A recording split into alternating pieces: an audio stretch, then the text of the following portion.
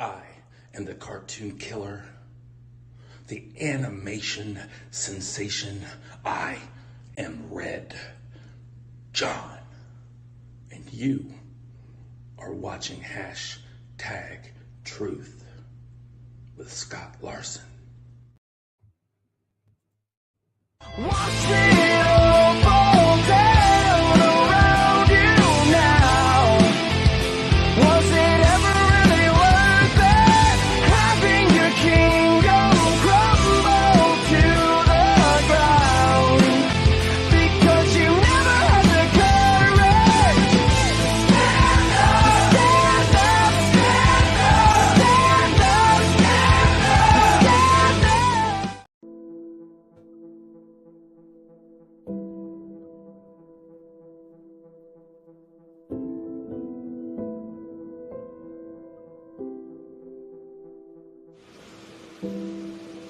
Hey guys, I'm Luke Childers, and today I want to talk to y'all about bullying. My whole school life, I got bullied, and people don't realize what they do when they say mean stuff to you mentally and physically. So I reached out to our great friend, Cindy Virali, Creative Southern Designs, and she helped me make this shirt. It's I will be your friend, because I feel like everybody needs a friend. And also, all together, let's stop bullying.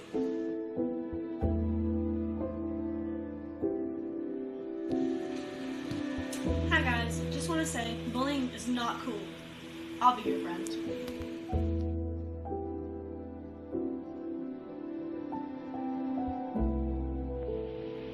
Ask yourself, how would you feel if you were being bullied? Let's stop bullying together. I'll be your friend.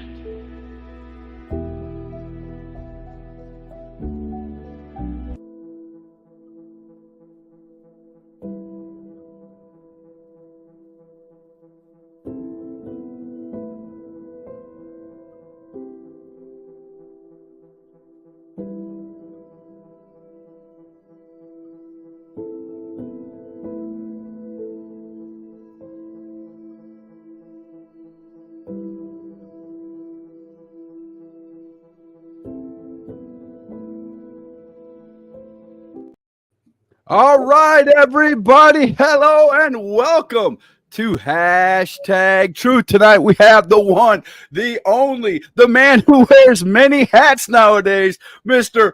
Brayden Marshall. How you doing, sir? And I'm doing well. I'm happy to be here, man. And you said it, a lot of hats, too many hats, really. And we're going to talk about a few of those hats you wear tonight. One, of course, is tag team. You and your big tag team. I love whiskey business. We're going to talk a little bit about that. But and of course, USA main event and every other thing that we can think of in this next hour. But of course, I'm going to ask you, for those that are watching the show and don't know you, how'd you get into business? Who started training you? And how'd you get into this crazy thing, man? Yeah, so I originally linked up with Jimmy 2 times and started training in his barn. That was the very beginning.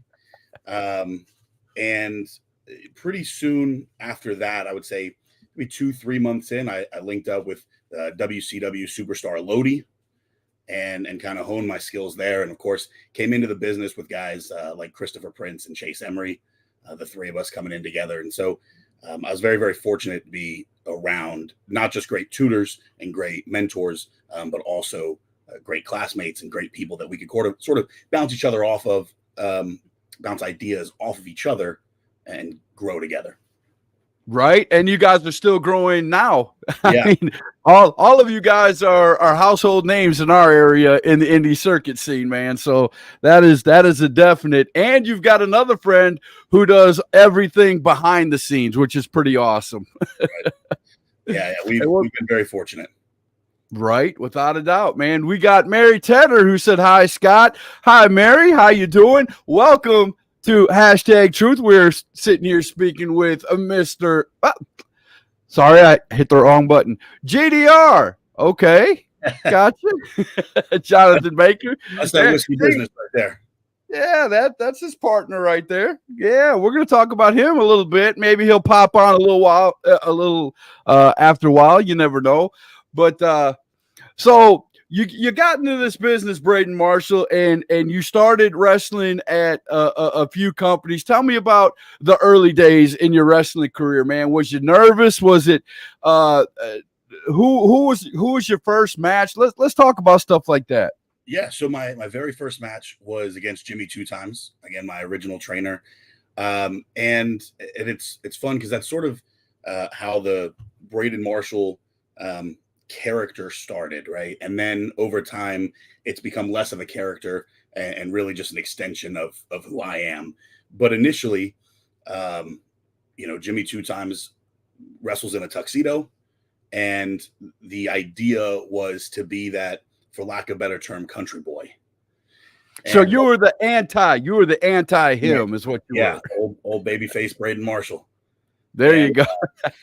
Not baby faced much anymore, though. I mean, here and there, but very, very rarely now. Yeah. So we so that was my first. In fact, I think my first 3 matches were all with him. We had a sort of little trilogy there. And when he pitched this idea to me of kind of this country, I think initially he wanted me to wear overalls, and I said, oh, man, I don't know, dude. That's just not me, right? I don't want to portray something that's just not true. But right. I am from Texas. Right. I do love Texas. Wear it on my arm every day, and so the idea of Brayden Marshall was just sort of to go back to those roots and embrace that. And then it's sort of, like I said, evolved over time, but that was the original basis of it.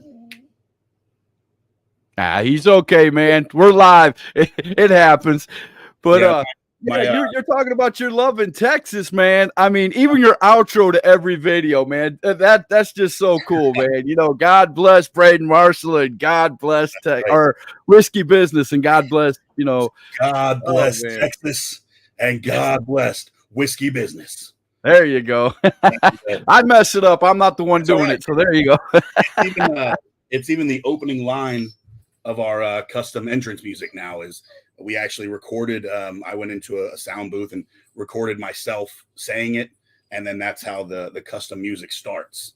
Oh, so you actually have custom is it like Southern rock or is it country or what is it that's come out to? So it's kind of got so Eddie Ruger did it. Of course, he's done a lot of guys in the area. And so it kind of has a Southern rock feel, but almost a little bit of like a Colt Ford kind of rap tempo, if you will. Right. That's cool. It's a fun deal. So we use that sort of when we need something that's copyright free. Right. Yeah. You got to be careful nowadays because I mean any type of music, just a few seconds, man, they'll shut you down on any of any internet site now, man. Facebook's getting really bad about that. Smiley Feelgood's bringing up something that was totally funny back in the day. God bless Blue Chew. Yeah, that's when I was doing commentary more, I sort of, I don't want to say taking time off of wrestling, but there was a time where I was trying to serve 2 masters, right? I enjoyed doing commentary, I enjoyed wrestling, and I was really trying to do both. Some of it was during the COVID period. Absolutely. Yeah, the bulk of it I think was during that period, and then coming out of that. And then so we had this idea. It was actually something that Franco Varga and I collaborated on. The idea was cheap plug Marshall. And so, if you think about like a NASCAR driver and their jacket with all those sponsors, the idea was that I would do commentary in that same way of sort of those shameless plugs all the time. In fact, I actually got fired from a gimmick for one of these guys right here. There you go. There you go. Like me promoting the beer, and so we had to part ways. Oh my goodness! There's nothing wrong with the little harmless fun now and then. You're not hurting anybody, I'm just saying there's nothing wrong with it. Mary wants to know, how many years have you been wrestling? 4 years, just over 4 years. And man, I'm telling you, and I'm gonna wait for another segment. I want to get into USA Main Event so badly, but we're gonna get to that soon. Yeah. But so okay, so you just started your career. Now you started training at USA Main Event, correct? Right. That's correct. And you guys were doing like a television type podcast, like weekly or whenever the show was going on. Tell us about that time period. So, man, so that I would say is super crucial to my development. Most guys when they start in the business and they start wrestling, they're wrestling once or twice a month. Right. And that is not the way we did things at USA Main. That's not the way that, that owner Chad Scott wanted to do things. So from my second show, I would wrestle 2 matches on every show. And then we would do, in addition to those monthly shows, we also did a weekly, smaller 30-minute episodic. We called Thursday Thunder. Right. And that was a lot of fun, and it allowed us to bring in a lot of talent. And for me, getting to wrestle consistently every week and getting to wrestle different guys was incredibly valuable, but also making the connections that I did with, for example, Cam Jackson and James Johnson, who have become now business partners of mine. I couldn't ask for a better situation, and I owe all that to Chad Scott. So you guys were doing the weekly episodics, and you were doing the monthly show, and I believe, now correct me if I'm wrong, I might be blending 2 together, but was the weekly episodic shows where you were doing side by side commentary with Chad, or was that something else that was added to it later on? So I did some stuff with Chad. So he and I would do some commentary. Because that was hilarious, by the way. I loved watching those. When you and Chad was on commentary, drinking the whiskeys and bringing different alcoholic beverages to see who could get drunk first. Oh, my goodness. It was a riot. You're talking about the short-lived podcast we did called Yes. Keeping It Heel. There you go. Keeping it heel. That's it. So we, fun story there. The second drunkest I have ever been was one day we're doing Keeping It Heel. We did, I think the number was 24, 25 shots of different whiskeys. And by the end of it, Chris Phoenix back then, Christopher, right, had to come mop up some vomit. That's paying your dues.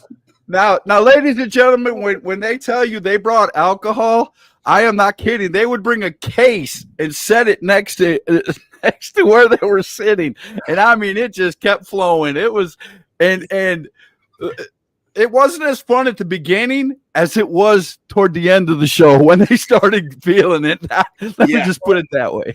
And we got one of the cool things we did is we had a call-in feature like the old radio shows.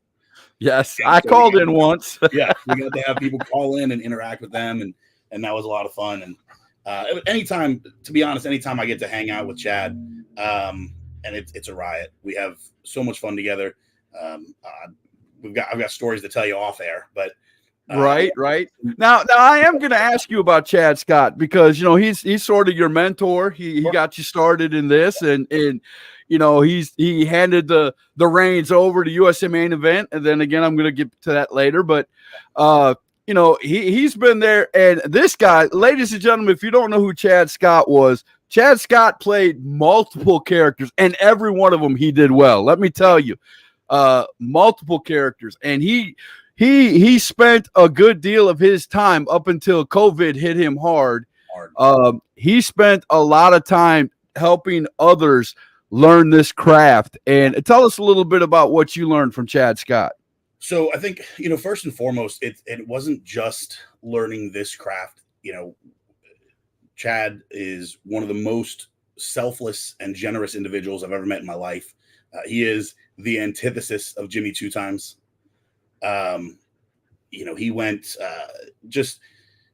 I can go on for days about just the charitable work he's done and things of that nature, and the years he spent with Doctors Without Borders and all the cool stuff that he's done. But from a wrestling perspective, he took it upon himself to kind of bring us in and gave us opportunities and gave us that, like I said, that weekly format that nobody else was doing.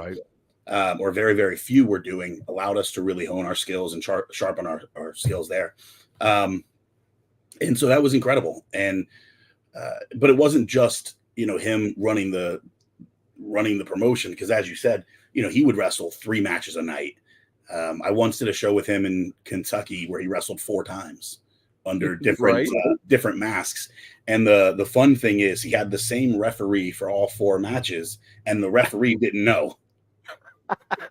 So we got to the back, and the referee's like, "Wait, you're so and so?" And he's like, "Yeah, and I'm also so and so and so and so." That's great.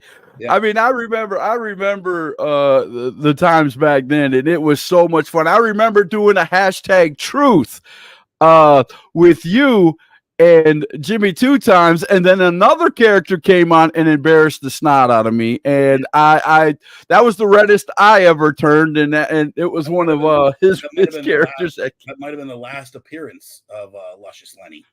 Yeah, Luscious Lenny was. If you guys don't know what I'm talking about, go back and look up that episode of it'll say USA Main Event on it right up on top. In the archive. And oh my, yeah, go back to the archives and check that out. I know you got to go through 400 or so episodes to find it, but it's there. Oh, here we go. James Johnson, Mr. Tie-Dye Sunrise, said it ain't sweet tea business, brother. Yeah, it's just a blue moon, light sky today, but whiskey downstairs. Sean Duffy said hello and good evening from Fallon, Nevada. Hey, good evening, buddy. And Smiley Feelgood said, rookie, talking about all the drinks you guys were having back then and you falling out and puking. And oh, man. Yeah, like I said, second drunk as I ever been. I've thrown up twice ever from drinking, and that was one of them. So. Well, we're gonna do a quick break right here, and I'm gonna play a quick promo, and then we'll come back, and then we're gonna get into USA Main Event and Chad Scott handing the reins over to you and how everything's going. We're gonna show the upcoming show and talk about that for a little while in our next segment. So we're gonna hey guys, check this one out from Buggy Wright. He's gonna tell us a little bit about what's going on at Pro Wrestling Union. This Saturday night, Pro Wrestling Union invades Blacksburg, South Carolina, as yours truly will be defending his PWU Junior Heavyweight Championship against the one and only Christopher Prince. Now, Chris, everyone knows our story. It's just 2 guys trying to figure out who is the best in the Carolinas, who is the very best junior heavyweight right now. And right now, Chris, it's me because I'm holding the Junior Heavyweight Championship. And I already know you and your little boyfriend Derek are trying to figure out a way to get your hands on this title at the end of the night. Whatever plan you 2 guys come up with, it's not going to be good enough. Because I am going to be prepared for everything. Whatever you 2 guys try to pull out your bag of tricks is not going to be good enough. Because at the end of the day, Chris, I'm going to prove to you and everyone why I am always right.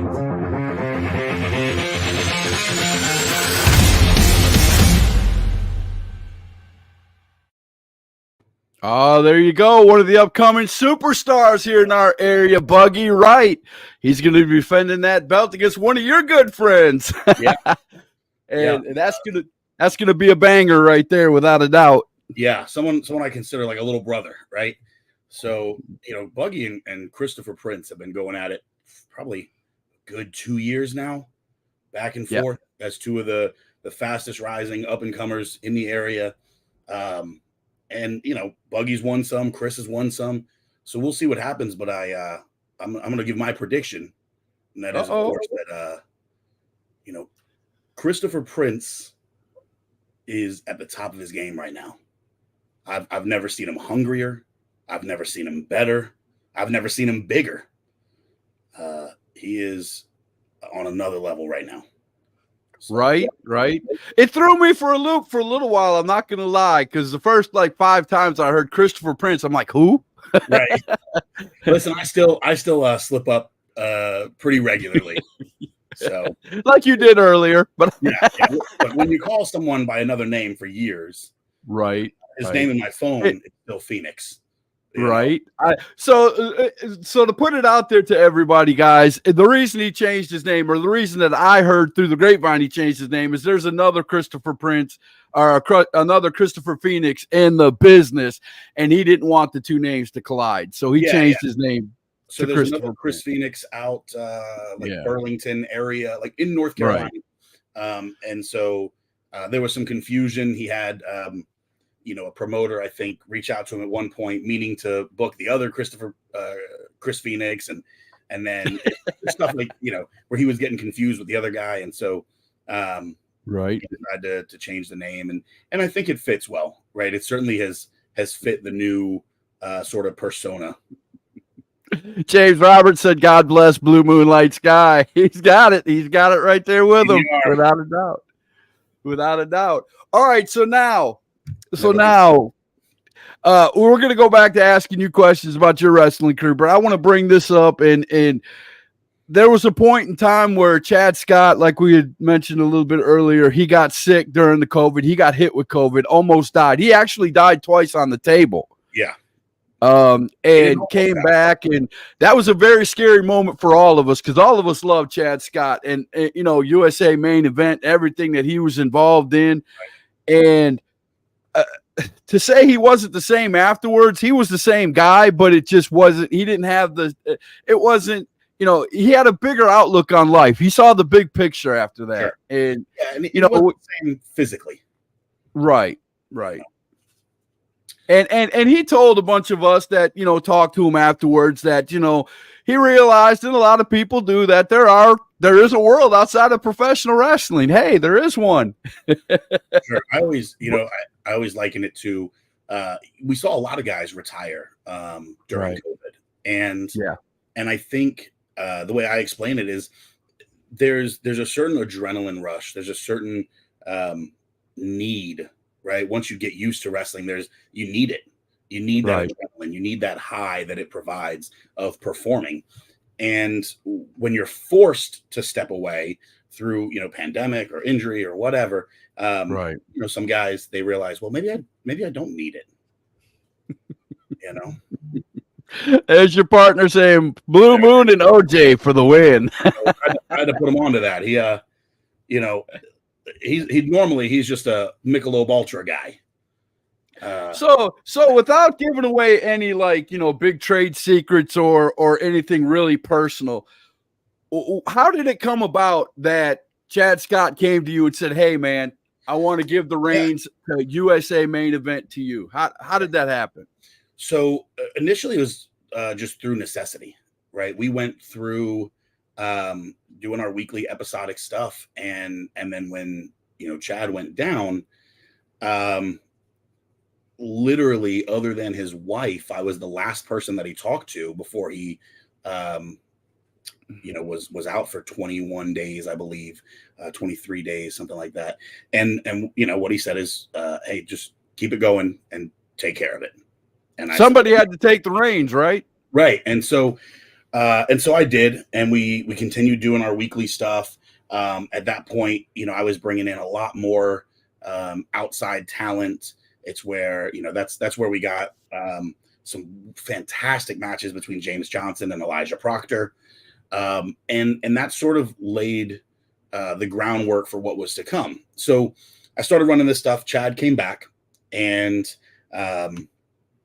we ran one more show, big show under, for lack of a better term, his leadership, with him at the reins, and it did well. And then we kind of went on hiatus, and the building lease was signed over to someone else, and Dad just needed to focus on his health and his family. His son Holden, by the way, going to NC State. He's committed there, and that's awesome. So awesome. Chad really needed to focus on his health and himself and his family, and I think that was the right move.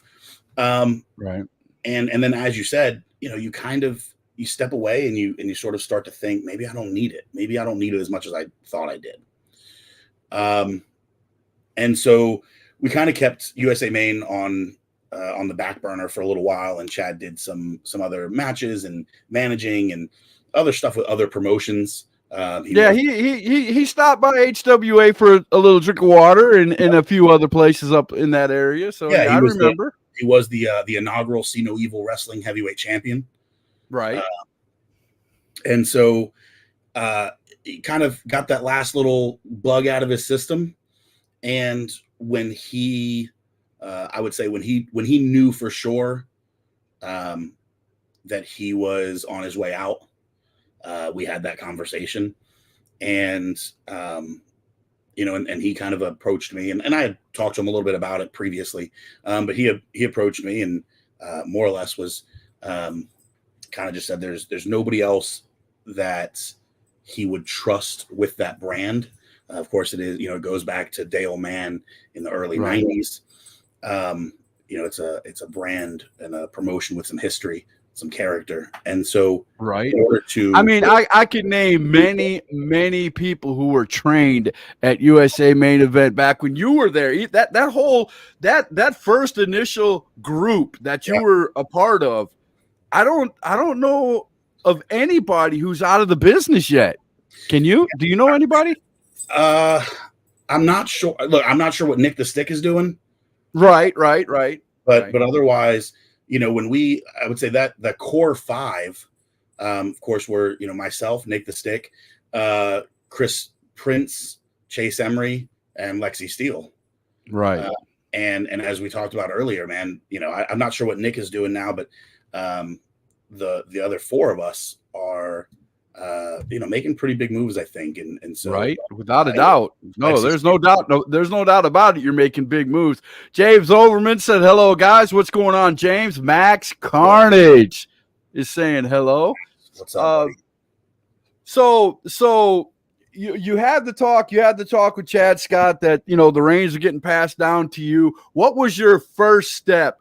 And again, if I'm asking too deep a question, just go ahead and say, Scott, stop. But who did you pull together to say, hey, okay, I'm running the reins. I want to pull these guys together. Let's make a show. Yeah. So the first thing I did, and I referenced this earlier, was I knew that I couldn't do it on my own. I knew that, look, I'm still wrestling every weekend. And now more than ever, right, through teaming with Johnny and Whiskey Business, man, I'm busier than I've ever been. And I knew that I could not do it on my own. And so I linked up with Cam Jackson and James Johnson. The three of us came together to form Top Rope Studios, which we'll call the production arm, if you will, of USA Main Event, but also the Ground Zero shows, as well as if you've ever seen Cam Jackson's Block Party, which is probably my favorite show to do every year. So all of that is kind of, from the brains of the three of us and working together to make those things happen. So that was step one, was build the team around me. And that team's evolved a little bit since then. It's still the three of us. Thomas Scott has helped a lot. And I still reach out to Chad periodically and go, hey, what do you think of this? And, but that was step one. And then it was kind of figuring out who I wanted to carry the banner. I knew that I wanted myself and Cam and James and Chris and Chase and Lexi to all be a part of it.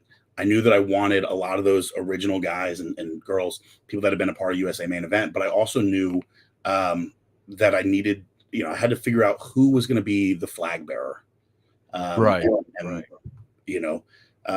Since the relaunch, that has been Victor Andrews, Mr. Everything.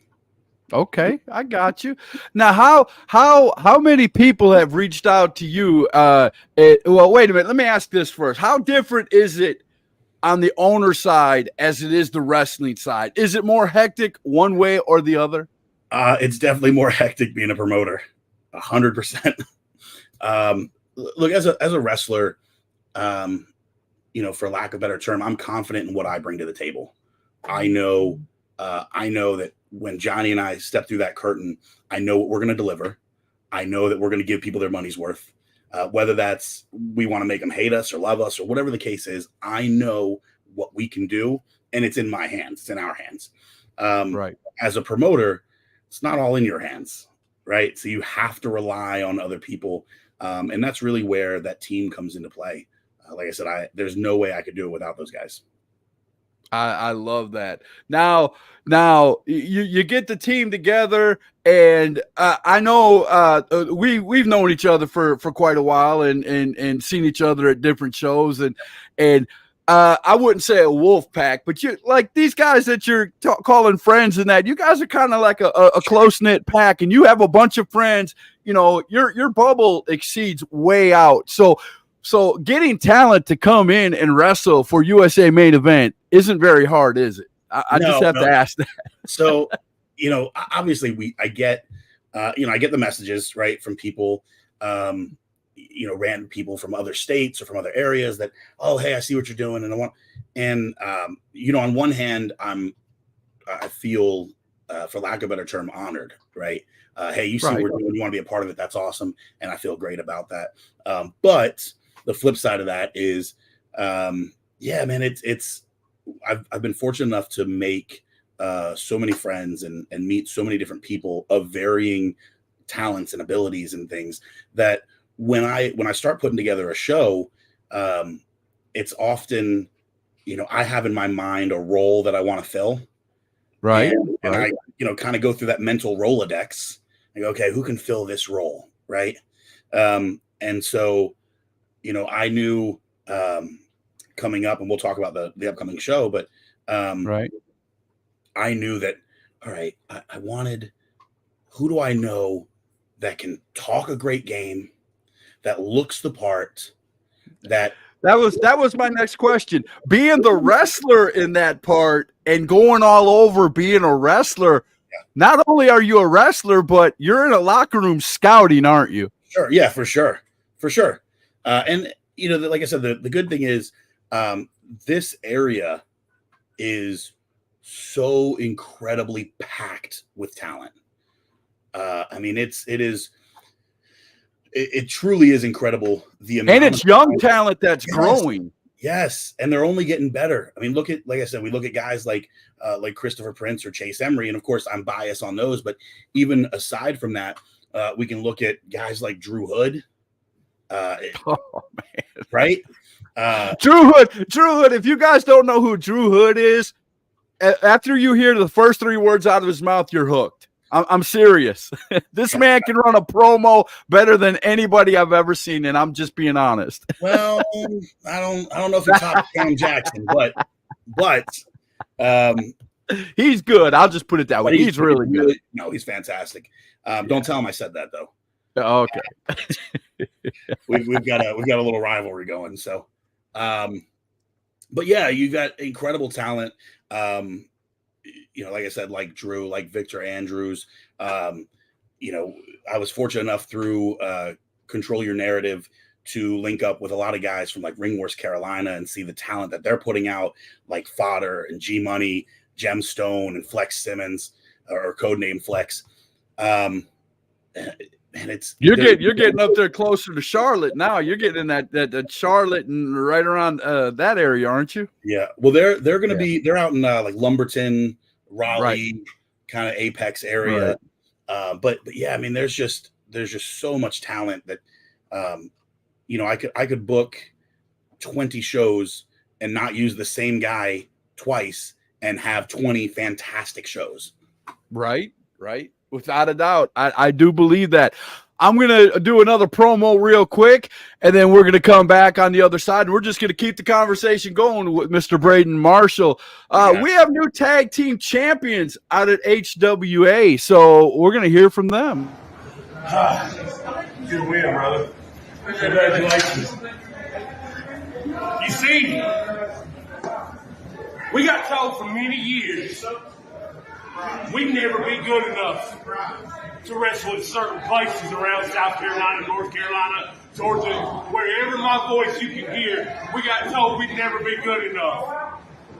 Now here, HWA, you're looking at the new HWA Tag Team Champions.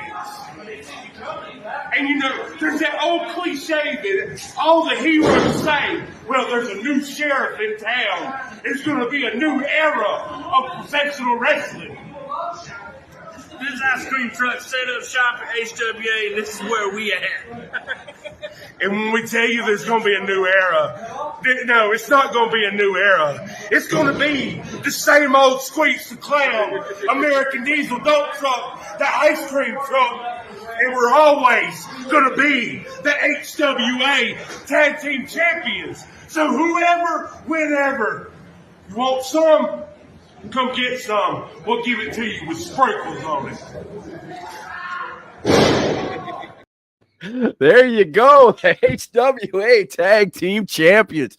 All right, man. I wrestled those guys a long time ago. We might have to, me and Johnny might have to ride on up there and get some more gold. Oh man, you know how they feel about you up there. You guys will be booed halfway out of the building before you get in it.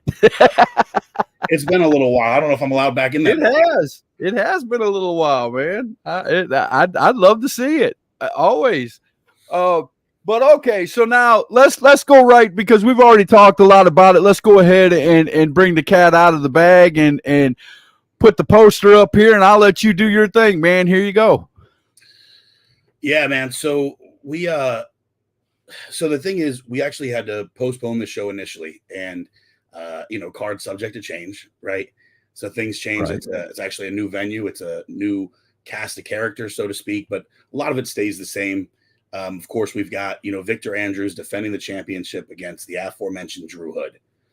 So again, when I putting together this show, it was, and who's going to be a challenge for the champ? Who could walk away with that belt? And also, who's going to entertain the people, right? Right. Who's better than Drew Hood? So we start off there, right? Victor Andrews and Drew Hood, man, that could be a main event absolutely anywhere. Then you see at the top there, Cam Jackson, Ray Hahn, and Billy Brash. Those three will be in a triple threat match. Man, Cam, Cam is a good friend, but there are no nights off. Nope. As evidenced by, he's going to be in the ring with two killers. I mean, two absolute killers, guys that I think the world of. Ray Hahn, another one of those, man, just incredible talents that really over the last 2 years or so has launched himself into another stratosphere. And then Billy Brash has been doing his thing for years on the independent circuit and has been one of the best in the Carolinas for years. Of course, man. Johnny and I. That's gonna be a good card. Let's put out the information, man. On August 20th, it's gonna be a free show, ladies and gentlemen. Let me repeat that again.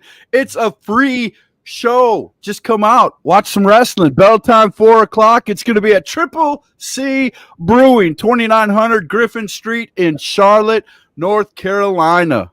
Red, white, and brew. Okay, you got to tell me how red, white, and brew came about. So the funny thing with that is, initially the show was scheduled in July, and so we're cool. Red, white, and brew. It's going to be this kind of close to July 4th. It's and then we changed the date, and James Johnson called me and he said, "Hey man, you're not going to change the name of the show?" And I said, "James, it's still America, and we're still doing it at a brewery. So why would we change the name?" So that it makes sense. Red, white, and brew is done at a brewery. I got you. Right there at Triple C Brewing, and like you said, it's a free show, and kind of keeping with the charitable work and sort of philanthropic nature of Chad Scott and of USA Main Event. We try to keep all of those shows free or at a very, very minimal cost. We truly want it to be family friendly, and not just because the entertainment is family friendly, but because everything is so damn expensive now. I got you. I got you there. there. Bring your family out and actually have a good time. I got you there. Now I see you got a couple of logos up at the top. Tell us a little bit about those. Yeah. So, See No Evil Wrestling and Ben Wolf have been kind of partnered with us on a couple of shows here. So they generally will present one match. So he's got a fatal 4-way match for the interim heavyweight championship. Let me pull my notes here. It's Dalton Dallas, Bodie.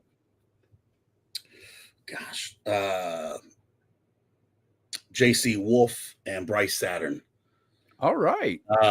So he's sort of in a way, partnership, trying to get trying to help his brand kind of branch out and kind of gain some more fans, as well as bringing some great talent to our show.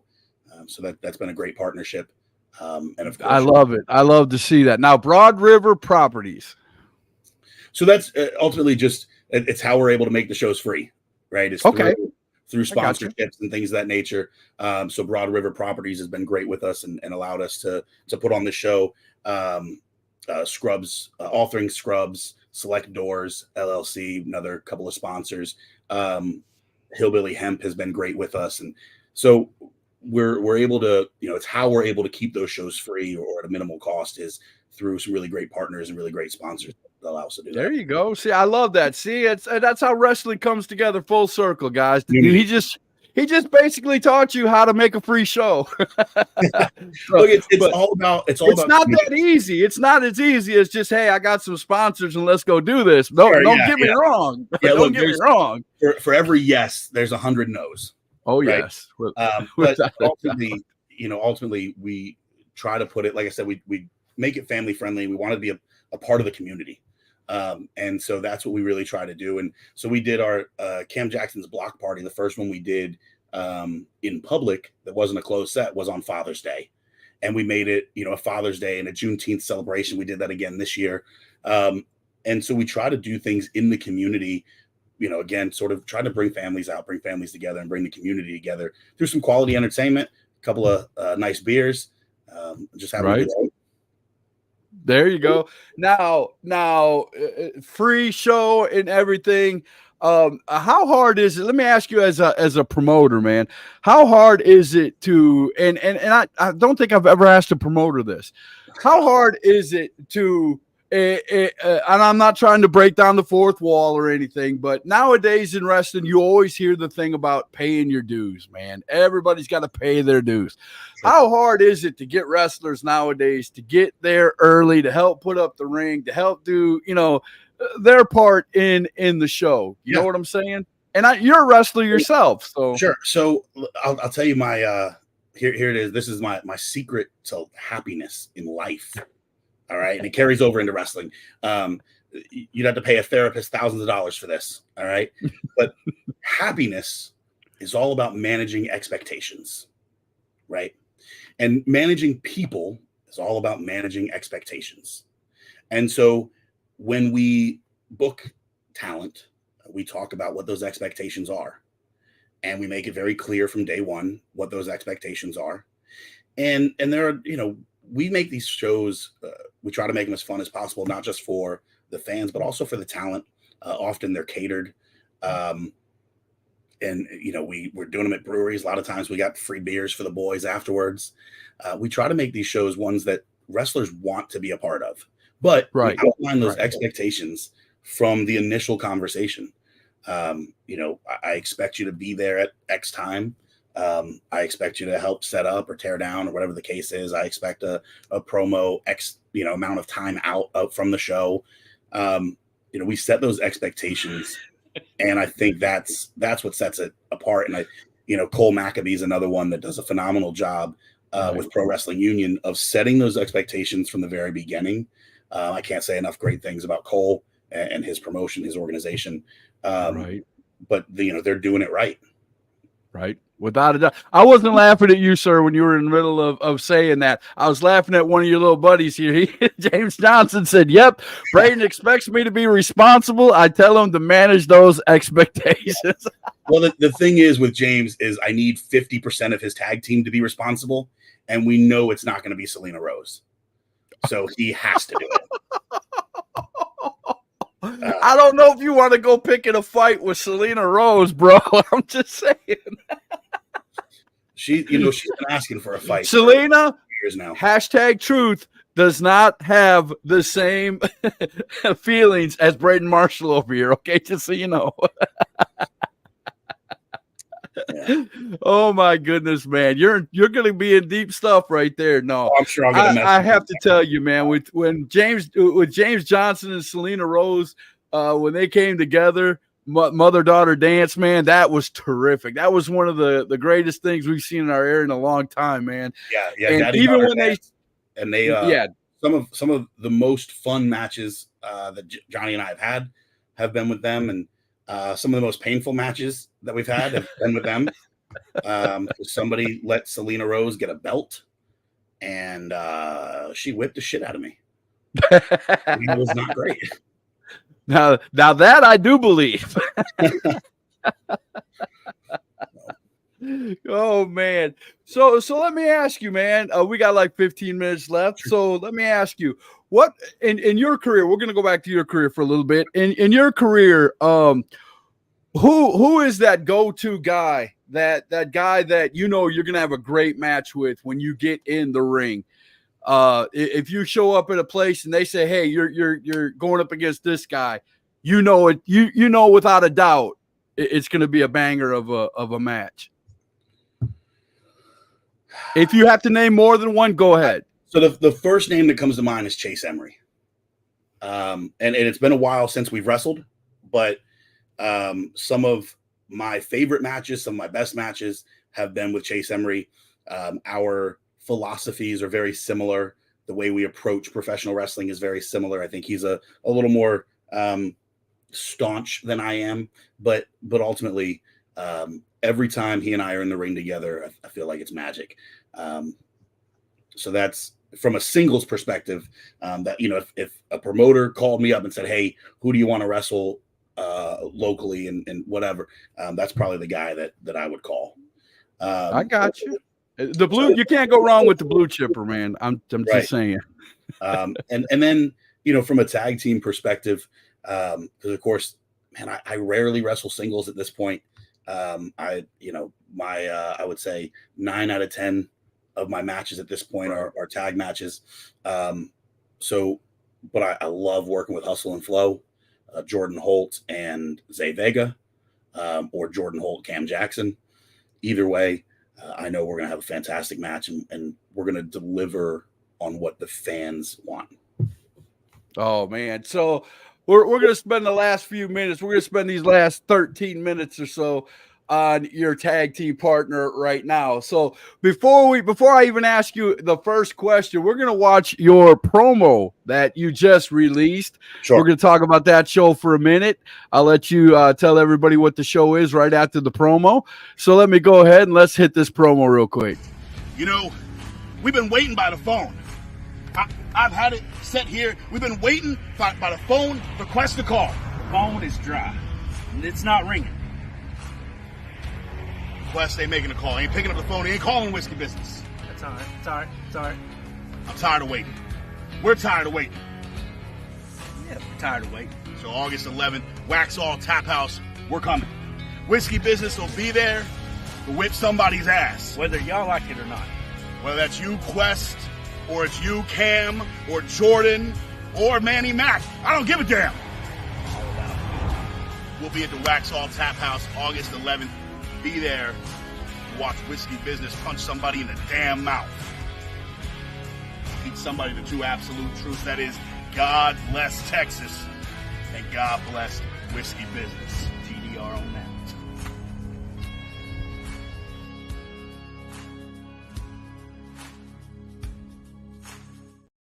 Well, that's coming up next week. Yeah, we've got a busy week. Now, I've got, you guys have such great chemistry. I've watched a few of your shows live, a few of your wrestling matches live, when in your tag team in tag team divisions all over the place, and the chemistry. It seems like you two just meld well together. Yeah. Who was it that came to who with the idea of Whiskey Business? I think I reached out to Johnny.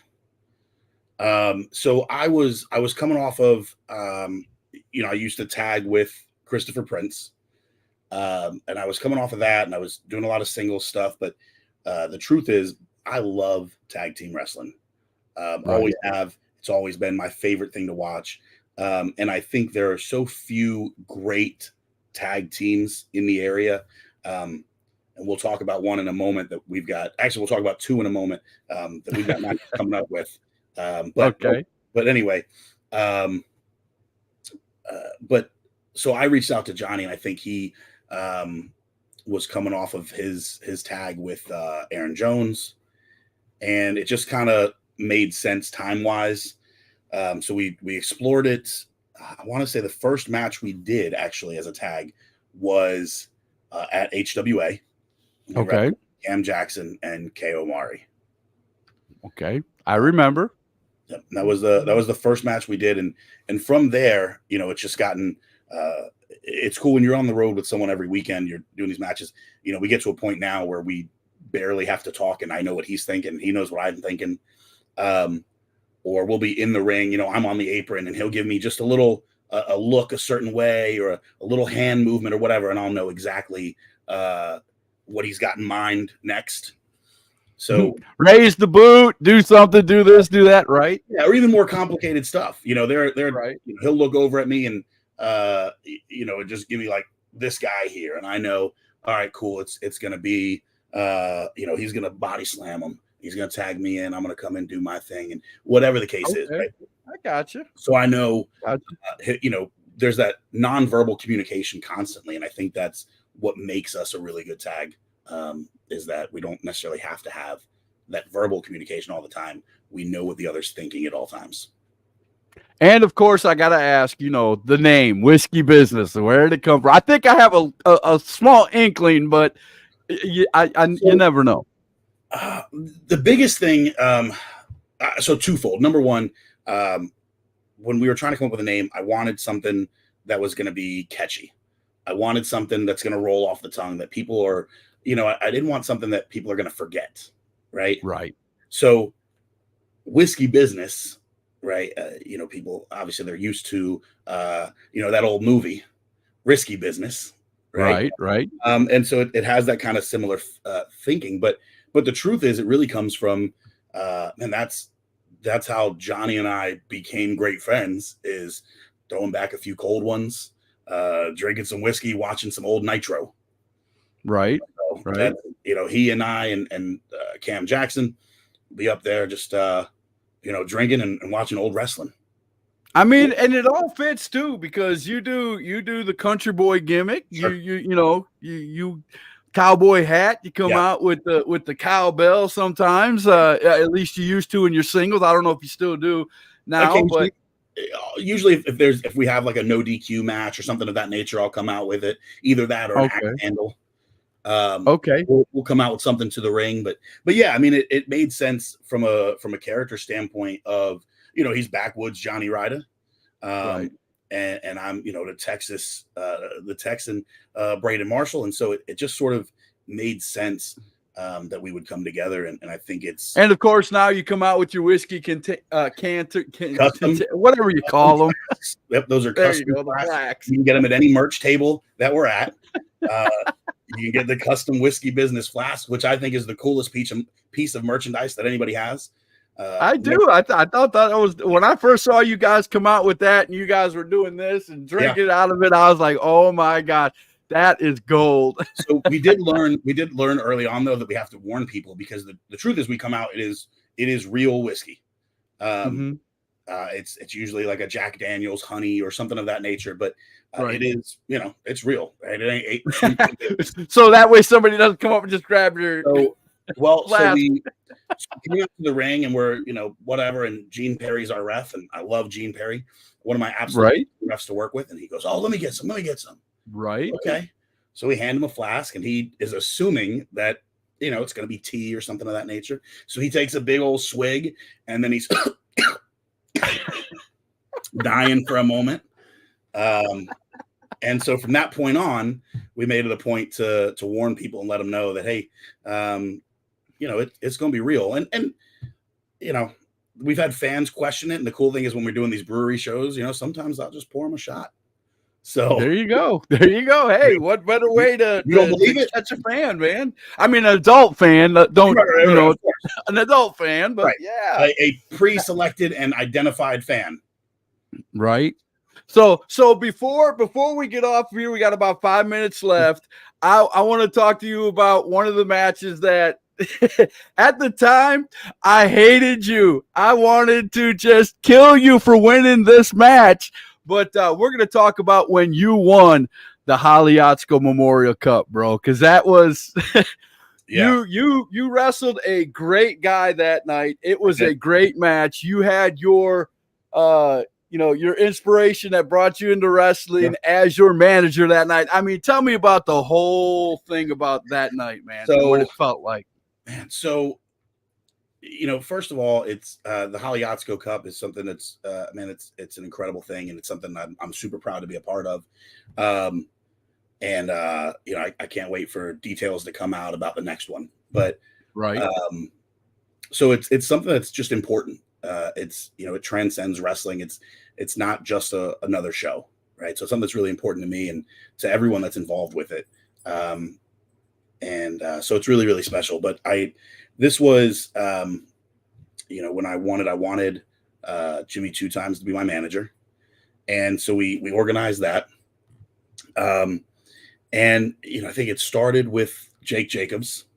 Yep. And which my family loves to death. So we thought, oh man, we're gonna get rid of Brayden Marshall in the first round. Right. Oh man, and shot us with a dagger, brother. Shot us with a dagger. Yep. So so we're able to come up on, he did ruin my hat.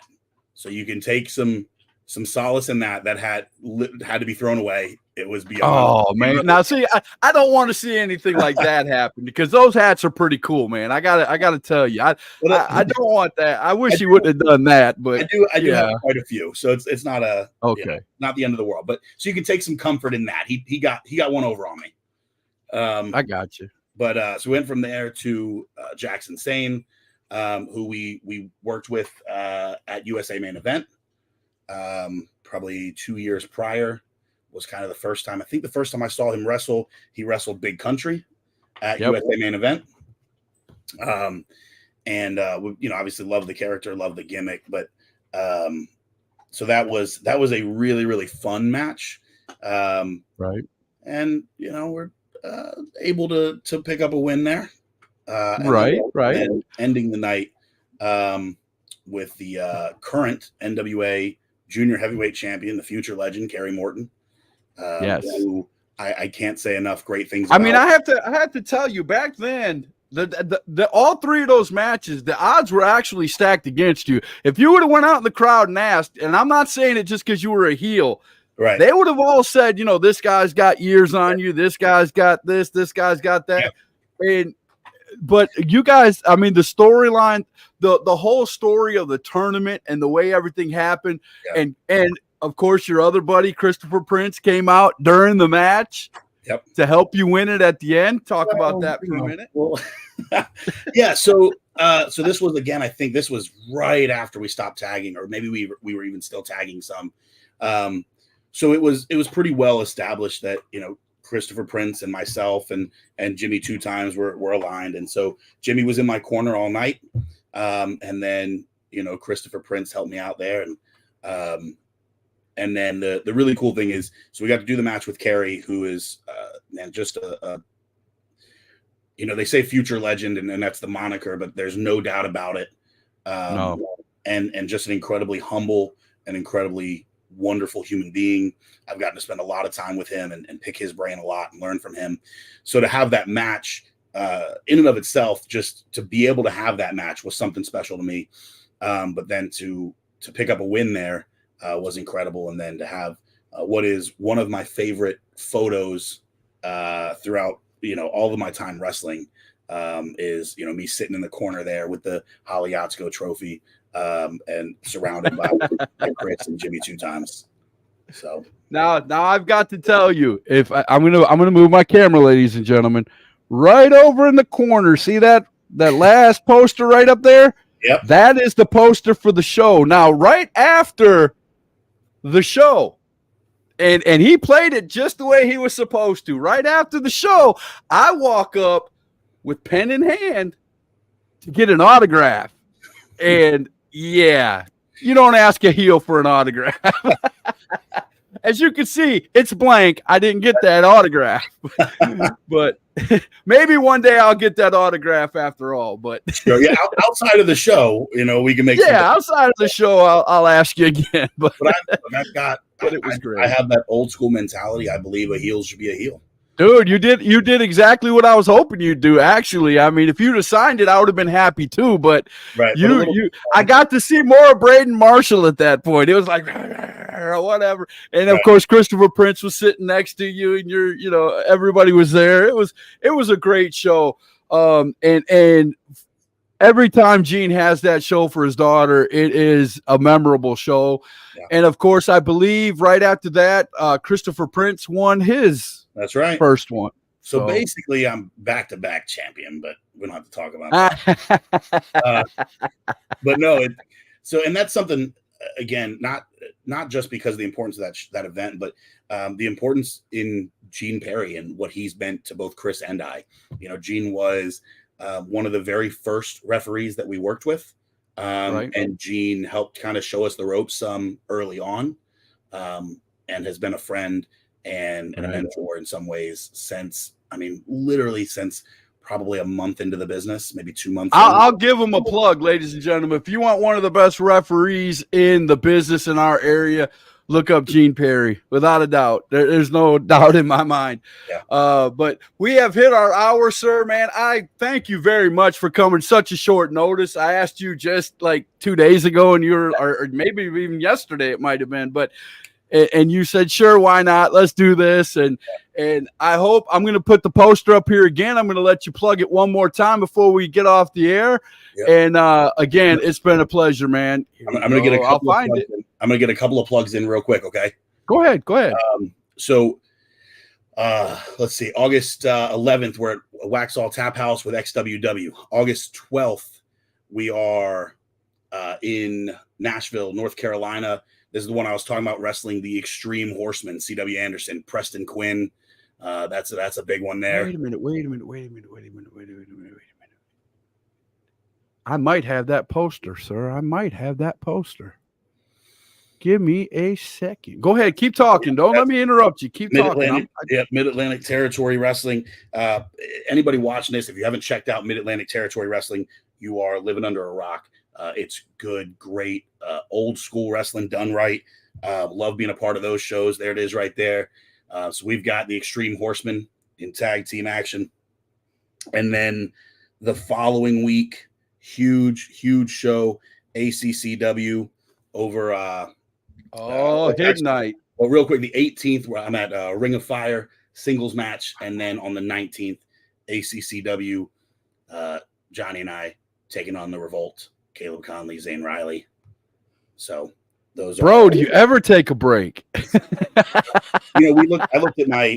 So we had a promoter reach out recently, and they said, "Hey, are you available for this date, whatever?" They gave me like 3 dates, weren't available for any of them.